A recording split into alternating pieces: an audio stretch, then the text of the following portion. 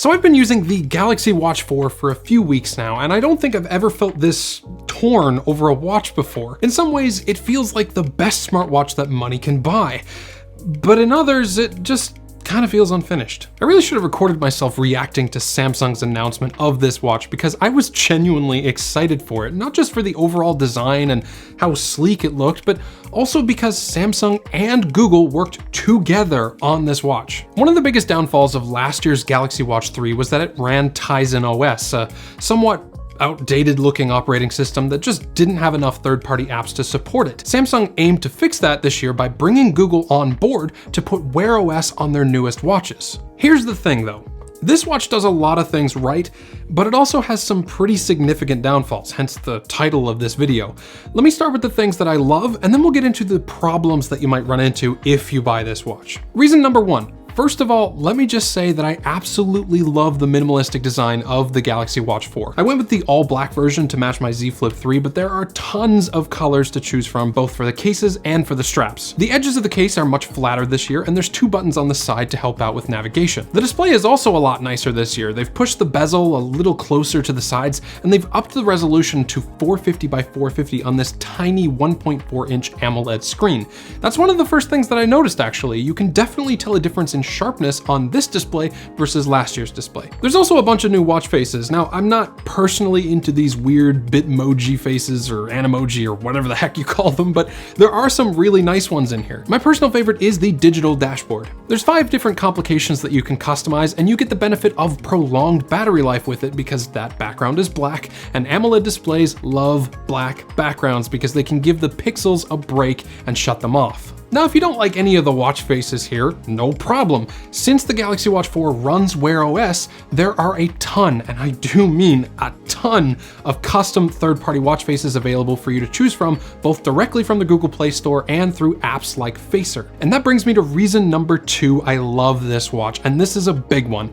Wear OS. Now, I'm not saying Wear OS is perfect or anything, but because this is a platform that's being used by a lot of different watch brands like Fossil, Xiaomi, Motorola, Skagen, and a bunch of others, there's a lot of support from third-party app developers. The Google Play Store is filled with great third-party apps, a lot of which weren't available on Samsung watches running Tizen. But beyond that, you also get access to a ton of fantastic Google apps. Google Maps, Google Keep, YouTube Music, and even Gboard, which gives you an actual QWERTY keyboard to type with if you switch to it in the default keyboard settings. Samsung is a huge player in the smartwatch game, and making the switch to Wear OS is definitely going to entice a lot more developers to jump on board and start bringing more of their apps to the platform. So there's a good chance that app support will continue to get better in the future. Number 3 on the list of things that I love is the comfort. This is definitely one of the most comfortable smartwatches that I've owned. It's actually the only smartwatch besides the Apple Watch that I can wear while sleeping. The silicone band that comes with it is very comfortable, and it's a lot easier to put on than the standard Apple Watch bands that tend to painfully tug on my arm hair for some reason. Is silicone the best looking material? No, absolutely not, but it is comfortable, and it has the added benefit of being very durable when exposed to water or sweat. And since the Galaxy Watch 4 is water resistant up to 50 meters, it's bound to get hit with plenty of that at some point. Another thing I really like about this watch is the fitness tracking. Now, when I first got this watch, this was an area that I was a little disappointed in because the very first workout that I tried to do with this watch was on my indoor exercise bike, and I couldn't track it. They only had support for outdoor cycling at the time. Thankfully, within a couple of days, they added exercise bike tracking, and I've been happy with it ever since. I wore both my Apple Watch Series 5 and the Galaxy Watch 4 at the same time for a couple of different workouts, and honestly, they seem to track nearly identically, which is good enough accuracy for me. I'm not much of a health nut, but they also have things like body composition measurement using bioelectric impedance analysis technology. That's a mouthful, I know, but it's basically supposed to measure everything from the weight of your skeletal muscle, skeletal muscle to your BMI. And then there's reason number 5 that I love this watch, battery life. Now, if you compare this watch to a rugged smartwatch like my Garmin Instinct or to a hybrid smartwatch like my Fossil Hybrid HR, the battery life of the Galaxy Watch 4 is not really going to impress you. Those watches can hit a week or even 2 weeks before needing to recharge, and the Galaxy Watch 4 can just barely hit 2 days if you're lucky. But those watches have far fewer smart features and have either extremely low resolution displays or e-ink displays that have extremely extremely low refresh rates and poor performance. For a watch that has such a bright, sharp, colorful AMOLED display and is able to run tons of third-party apps, 36 to 48 hours is solid for battery life, and it's what you'll find from competing watches like the Apple Watch. Okay, now let's talk about why I have such a love-hate relationship with this watch. To be clear, absolutely none of the reasons that I'm about to give you are complete deal breakers on their own. They're mostly just nitpicks, if I'm being honest.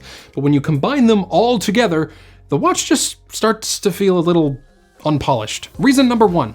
The Galaxy Watch 4 is riddled with bugs. Now, if you're watching this video several months or even years into the future, this point might not even be relevant anymore, but as of right now, Wear OS on this watch has many little bugs that need to be ironed out. For example, and this one is the most annoying to me personally, notifications from certain apps refuse to vibrate the watch in any mode, whether that be ring or vibrate, and I'm not the only one that's experiencing this. There's currently a 9-page support thread over on Samsung's forums full of people complaining about this, and I've seen several Reddit threads as well. Gmail is one of the apps that just will not vibrate, and I need those notifications for work, so it's extremely annoying. Another bug that needs fixing is when you answer a call on the watch, the speaker will be extremely quiet, even when the UI shows that it's turned up all the way.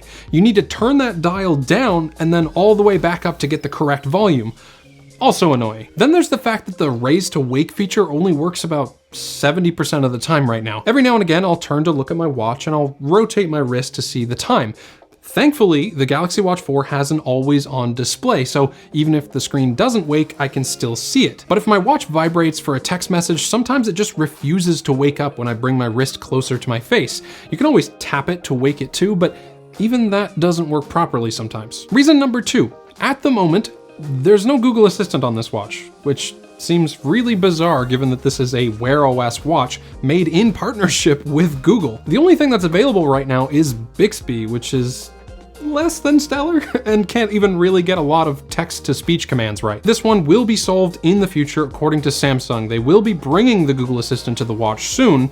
We just don't know when. Reason number three has to do with the always-on display. It's great that we have it on this watch, and I'm glad that it's here, but Samsung needs to do something about the brightness of it outdoors. It's borderline unreadable in direct sunlight. This watch has the capability of going up to 1000 nits of peak brightness, so I know it doesn't have to be that way. In all likelihood, Samsung just doesn't want to compromise the battery life any further, but I'd be willing to take a slight hit to battery life for the small price of being able to actually read my display without waking it up, which is the entire point of the always-on display in the first place. Reason number four is something a lot of you probably won't run into, but it's the fact that for the first time ever, this Galaxy Watch is not compatible with an iPhone. I get it. Apple Watches aren't compatible with Android, so why should Samsung make their watches compatible with the iPhone? But it's kind of weird that they chose this watch to do that on, because to my knowledge, every other Wear OS watch is compatible with the iPhone in at least some ways, and every other Galaxy Watch is too. If I want to switch to an iPhone in the future, I won't be able to take the Galaxy Watch 4 with me, and people that have iPhones right now just won't be buying the new Galaxy Watches anymore.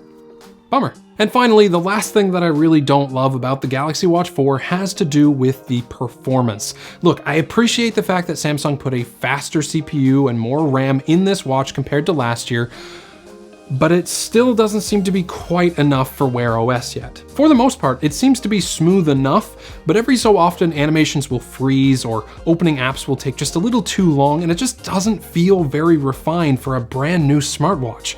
If the performance is just good enough now, chances are you're not gonna feel too great about it in a year or two. So am I gonna return the Galaxy Watch 4? No, of course not. While I don't think this watch quite lives up to the personal hype that I created for it, that doesn't mean it doesn't have great potential. It really does. If Samsung and Google can continue to work out the bugs and improve their overall software experience, I think this has the potential to be the best smartwatch, period. It's just not there yet. If you're watching this video within a few weeks of when it was uploaded, I'd probably recommend that you just wait a little while longer for Samsung or Google to just iron out those bugs before you go ahead and pick one up. Once those bugs have been squashed though, this will be a fantastic smartwatch to pair with an Android phone. RIP iPhone users. Hope you liked the video, thanks for watching, and as always, have a great day.